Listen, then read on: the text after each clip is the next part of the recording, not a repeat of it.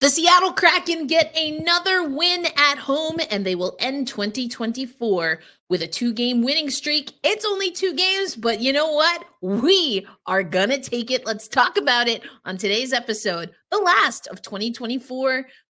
Let's talk about it on today's episode of Locked On Kraken, the last of 2024.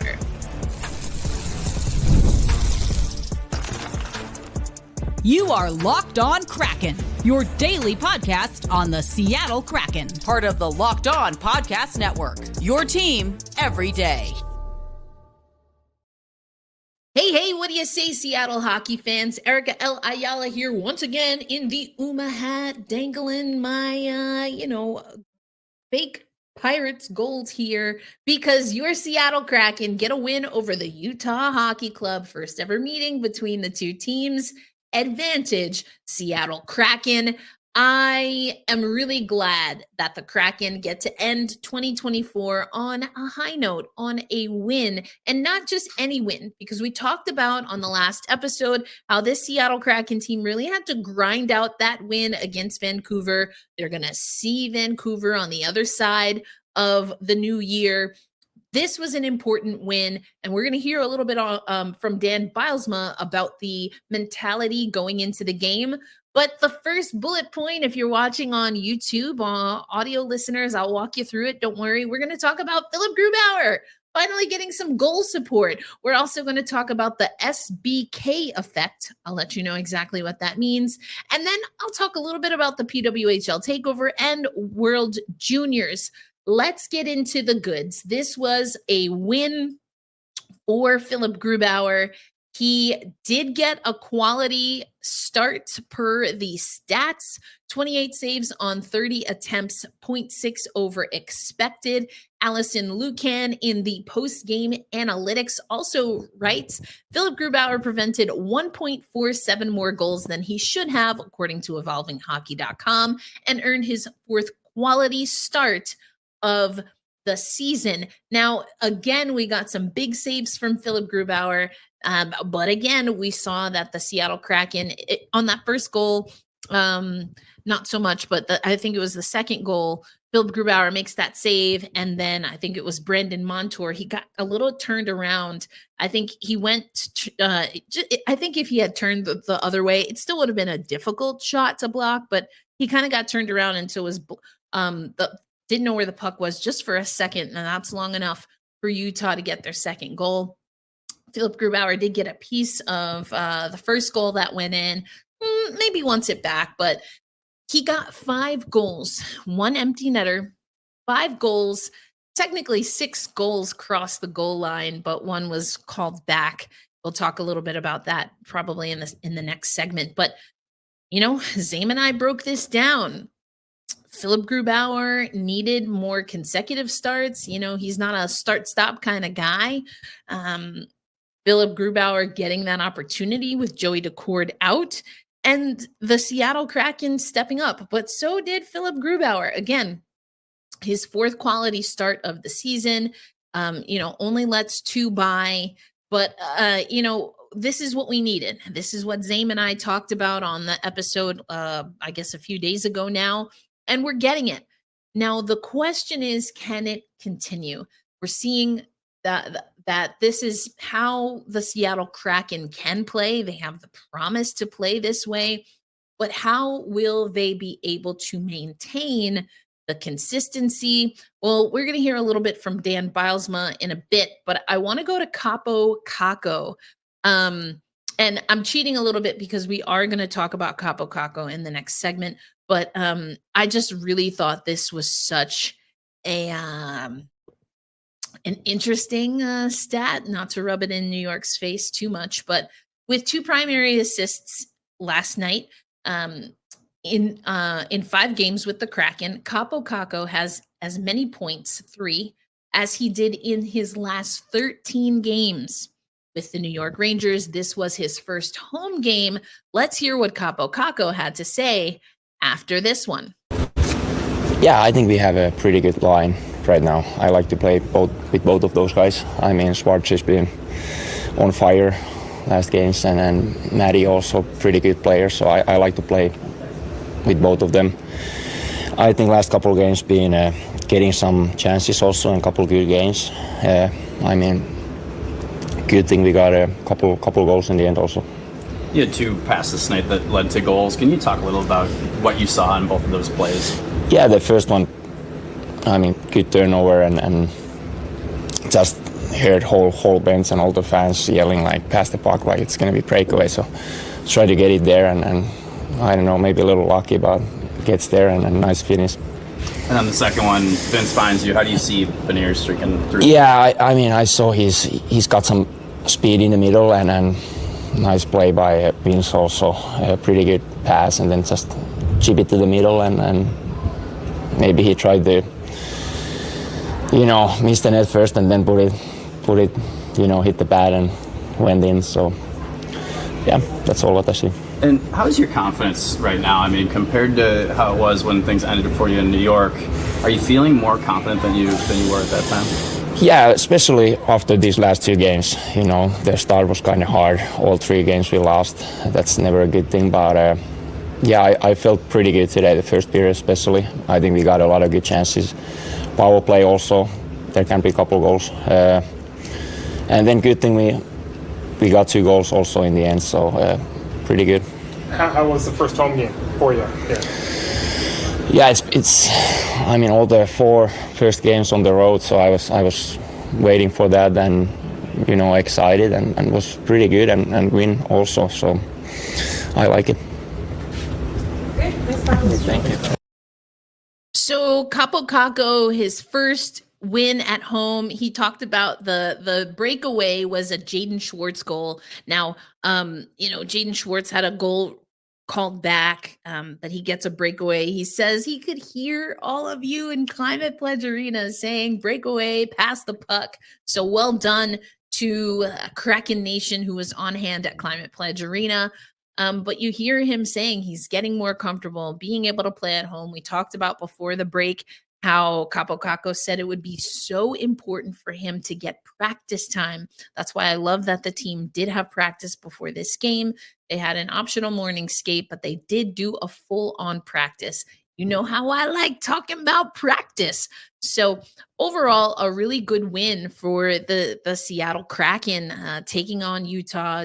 And this is a Utah team that really tried to play the physical game. Mike Benton and Al were on the radio broadcast, and then Everett Fitzhugh was with JT on the television broadcast. I listened to radio once again, and you just heard Al in particular leaning into how Utah was trying to play a physical game. If we look at the stats in this game, the penalty minutes, 8 for Utah, 6 for the Seattle Kraken. There was a scrum right before the disallowed goal. And, we'll hear Dan Bylsma talk a little bit about that, but he liked the team's focus overall. 24 hits by the Seattle Kraken, just 9 for Utah. Again, though, they did ramp up the physicality in one way or another later in the game. These 2 teams have plenty of time to see each other again. They're going to take on each other again at CPA on March 14th, and then at the end of the season in Utah, April 8th. So your goal scorers, Yanni Gourde, Andre Burakovsky, really great goal, a tip from Jaden Schwartz, who also scored a goal, the breakaway. So another great game by Jaden Schwartz. Matty Beniers gets a goal. You heard Kakko talk a little bit about it, but Beniers didn't quite get all of it on the first attempt, but follows the puck below the goal line, drops it, shoots the puck towards the net. It drops in after hitting the goaltender. So, and Jared McCann gets that empty netter. Just a really heads-up play by Oliver Bjorkstrand, the maestro. We continue to play well on bobblehead days. I think that really just means that we need more bobblehead days, Seattle. So I hope you're paying attention. Coming up next, I want you to hear from Dan Bylsma about this game, but also about the SBK effect. That is Schwartz, Beniers, and Kakko. We'll talk about it coming up on today's episode of Locked On Kraken.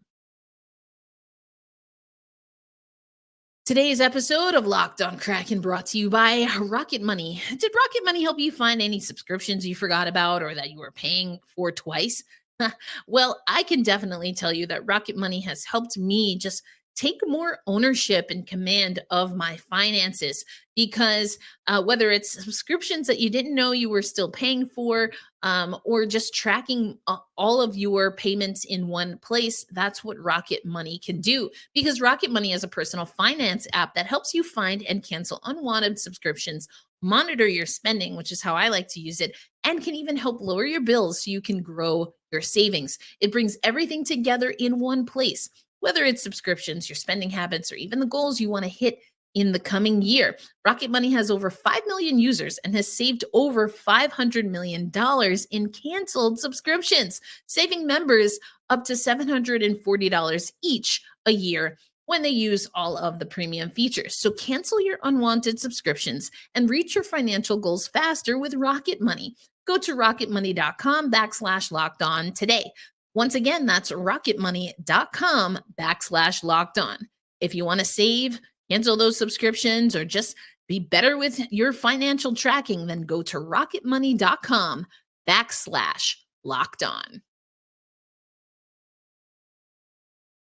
Thanks as always for making Locked On Kraken a part of your daily destination. Erica L. Ayala here from Black Rosie Media headquarters. We've got some exciting things coming up at Black Rosie Media, including PWHL Takeover Tour, but I'll talk about that a little bit later on the show, because right now I want to talk about the SBK effect.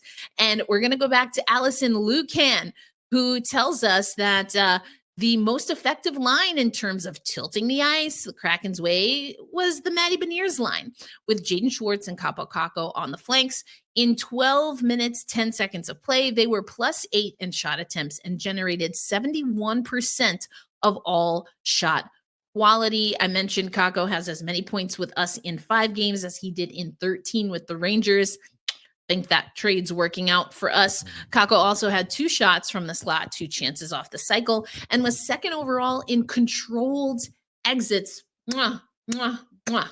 Love that. And that's what we heard when we had John Chick on the show talking about what Kakko can do. And I said early on that I wanted him on the line with Beniers. At the time, we weren't sure if Schwartz was going to be with Beniers. There was a little bit of a shakeup there.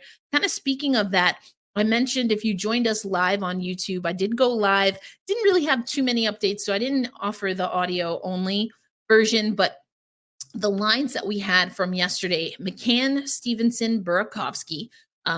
McCann and Burakovsky scored. Jaden Schwartz, Beniers, and Kakko. Kakko with 2 assists, Schwartz and Beniers with a goal each. Ellie Tolvanen, Shane Wright, and Oliver Bjorkstrand. That's our third line. They really carried the banner for a long time. I still like that line. We haven't talked a lot about Shane Wright, but he has been doing very small, very significant things very well. So I still like that line. And then you had Ty Cartier, Yanni Gourde, and Brandon Tanev. Yanni Gourde gets a goal in the game. Huge for him. Mentioned that Philip Grubauer was your starter. Everything pretty much what you would expect on the defensive side. And as I thought might be the case, we saw that Daniel Sprong was a scratch in this game once again.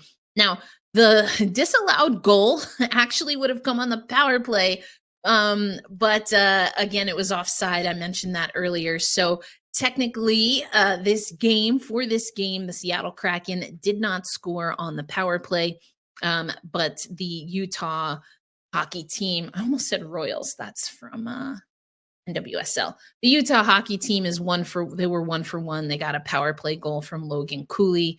That's how they opened up the scoring. The Seattle Kraken 0 for 2. But, I think in this game, we'll take it.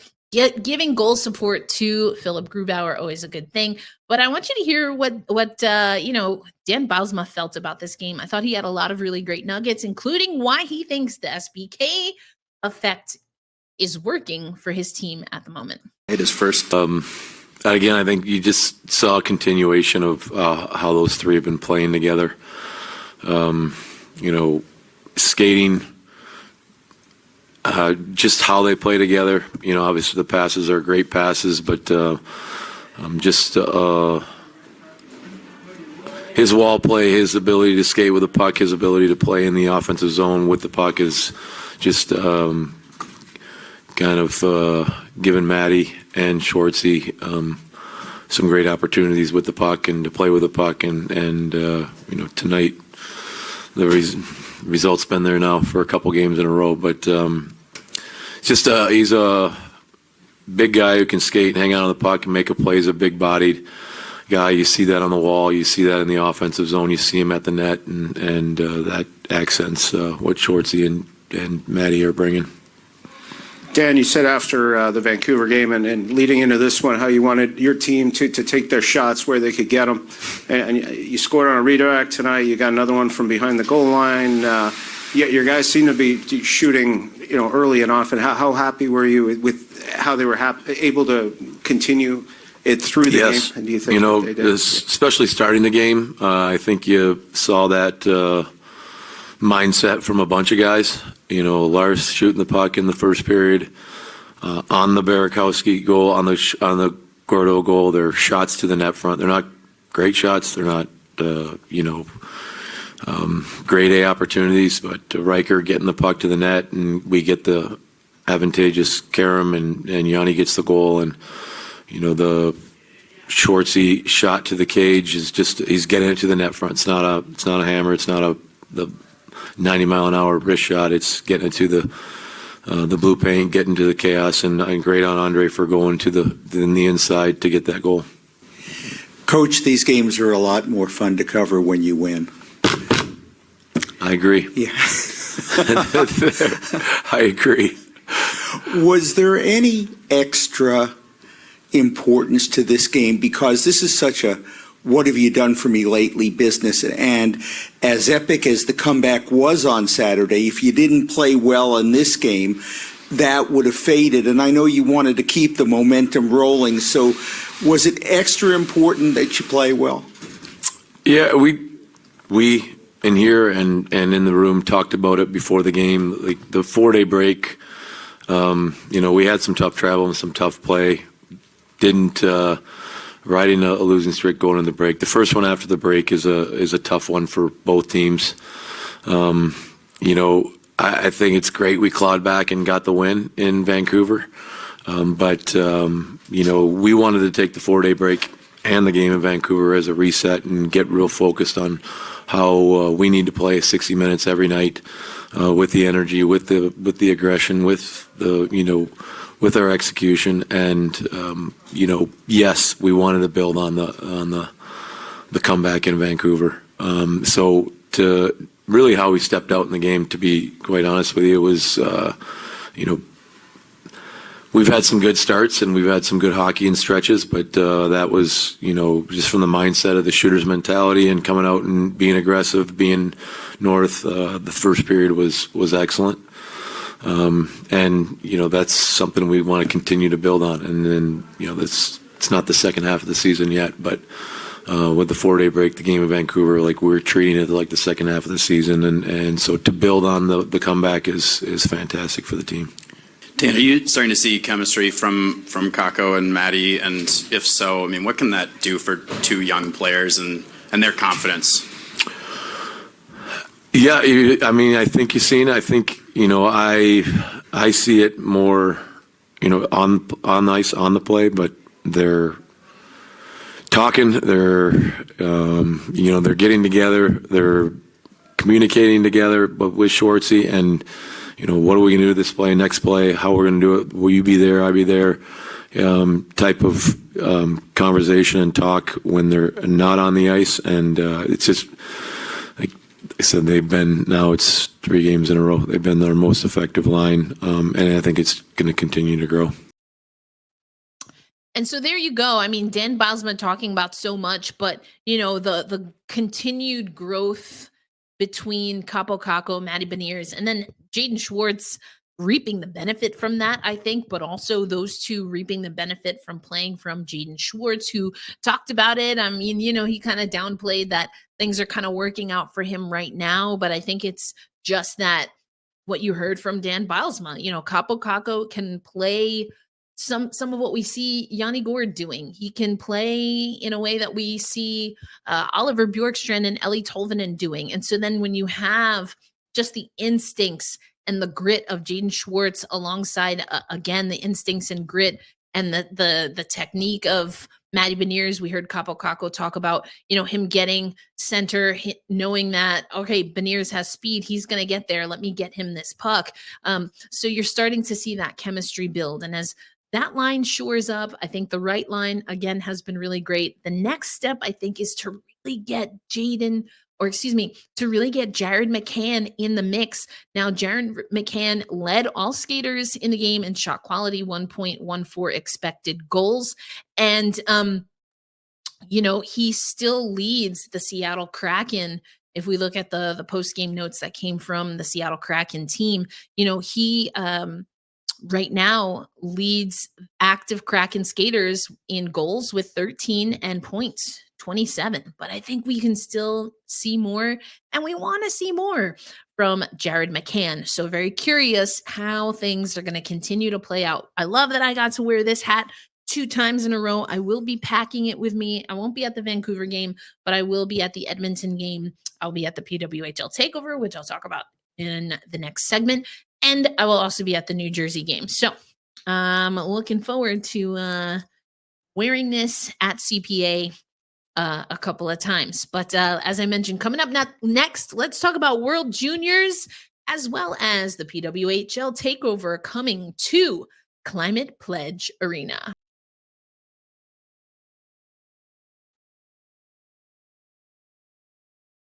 Thanks as always for making Locked On Kraken a part of your daily destination. Erica L. Ayala coming to you once again. And, World Juniors is happening right now. You've gotten Group A Finland with 8 points leading the charge, followed by USA and Canada, both with 7 points. And then Latvia with 4 points, Germany just with the 1. In Group B, Team Czechia at the top has 9 points alongside Sweden, Slovakia with 5, Switzerland with 3, and Kazakhstan at the bottom of the barrel in that particular group. So the games for today: Switzerland, Kazakhstan, Latvia, Finland, Czechia, and Sweden, and then USA, Canada is the big one coming up in just a little bit here at the time that I'm recording. This episode will probably go up right around the time that the game is starting. But if you want to know how those teams did, let me give you the scores that we have that have gone final as of the time that I'm recording. So Switzerland defeated Kazakhstan 3-1. Finland over Latvia 3-0. Switzerland and Sweden and Czechia live right now. So we've got a few Kraken prospects in that game. And then, of course, Canada versus the United States later. But you love to see that in the standings or in the stats that we've got 2 Kraken players, prospects, including Edward Shala, in 3 games, has 3 goals and 2 assists for Team Czechia. So you love to see that. Jakob Figbur also has 5 assists for Czechia. So love to see our prospects doing well. We'll talk a little bit more about Berkeley Catton once we know how that USA versus Canada game goes. But, so much excitement around World Juniors. Also, the Winter Classic is going on. But I personally am excited because we started getting some information about the PWHL Takeover Tour, and there are going to be some things that you as a fan can check out. So we got the schedule of events coming from the PWHL, and I wanted to share this with you. On Saturday, January 4th at Kraken Community Iceplex, I hope to see you as at 1:15 Pacific time, the Montreal Victoire will take the ice, Starbucks Rink 1, for open practice. After that, Montreal will have a free signing with select players for the first 50 fans. That's expected to start at 1:30 and run from 1:30 to 1:50 p.m. The Boston Fleet will practice at 1:30 to 2:45 on Starbucks Rink 1. And then from 3 to 3:20, they will sign autographs for the first 50 fans. The PWHL will also host a girls' clinic, on Smartsheet Rink number 2. PWHL players will participate in that. And then, just like you and I, well, definitely me and hopefully some of you as well, the PWHL players will head over to Climate Pledge Arena as the Seattle Kraken host the Edmonton Oilers. And of course, the PWHL Takeover game is going to be on Sunday, January 5th. The puck drop is set for 1 p.m. Pacific time at Climate Pledge Arena. And I've talked about this on Locked On Kraken. We've certainly talked about it in our women's, at the time, women's spotlight. But now we have a Saturday episode on Locked On NHL called the Women's Hockey Report. And the Climate Pledge Arena, CPA, has already set an attendance record for the rivalry series, which is the United States versus Canada. And Hillary Knight talked about coming to CPA and being excited about that. I'm going to have a little bit more on that as we get closer to the game, some of the clips that we're hearing from the players themselves. And of course, I will be at those practices, so make sure you stay tuned there. But make sure you get your tickets for the PWHL Takeover Tour. You can go to thepwhl.com/tickets, and I will be there. I'm excited. I have some interviews that I've lined up. They haven't been confirmed yet, so I don't want to talk too much about them, but definitely going to bridge the gap, so to speak, between the NHL, but specifically your Seattle Kraken and what we are seeing in the PWHL. You can maybe make your own inferences and things of that nature, but I'm super excited to be able to get back to my roots in women's hockey. And it's just chef's kiss that it's happening in Seattle. And for those who remember, not quite a year, well, actually, maybe a year to the day, we had Steve Mayer on the show. Once again, I got to interview him at T-Mobile Park, which was amazing. He says he always likes my interviews. It always makes me feel good. But we also talked about, and I mentioned that I've spoken to Jana Hefford about whether the PWHL thought of, getting involved in the Winter Classic last year. They've had a good time, women's hockey, when in Seattle. Didn't make sense from the league, the PWHL perspective, that is, because they were just starting their league. They launched on January 1st of technically this year, last hockey season. And I completely understand that. But you got to think, with the PWHL Takeover Tour coming, and especially if they pull good numbers again, teams are mentioning expansion in their post-game a lot more. I talked about that last week on the Women's Hockey Report. We're going to talk about it again because there was a big trade that happened in the PWHL. So I get the sense that Seattle can be on the short list. Now, that does come with some questions, as some of our insiders have asked, including, do they play in Seattle proper? Will they play at Climate Pledge Arena, especially, and I talked about this on the live stream last night, especially because the Supersonics, it's not a matter of if anymore. From everything that I'm hearing, it's just a matter of when it will officially be announced. The board of directors for the NBA will meet at the top of the year. So, does that throw a little bit of a wrinkle into potentially having the PWHL play at Climate Pledge Arena? All of these are interesting questions, but you know what? I'll do my best to answer those and so many more by interviewing top people in the NHL, in the PWHL, and of course with the Kraken organization. So don't have any answers now, but I have to think that Seattle is in consideration, and I personally would love to see it. Also, if the Kraken does get a team and they're looking for a broadcaster, keep yours truly in mind. That'll do it for our episode. Happy New Year to those who are listening to the show, who watch the show regularly. I'm so grateful for you. Every year feels like a year of growth for me. And that's the way I would want it. It's not always easy growth. Growth seldom is when you really think about it, but it's always worthwhile. And so I am grateful that you stick with me as I continue to be my best version of your host here on Locked On Kraken. So be kind to yourself, be kind to others, hold fast, stay true, and always we say, let's go Kraken. Happy New Year, and I will catch you on the next episode. Peace out, everybody.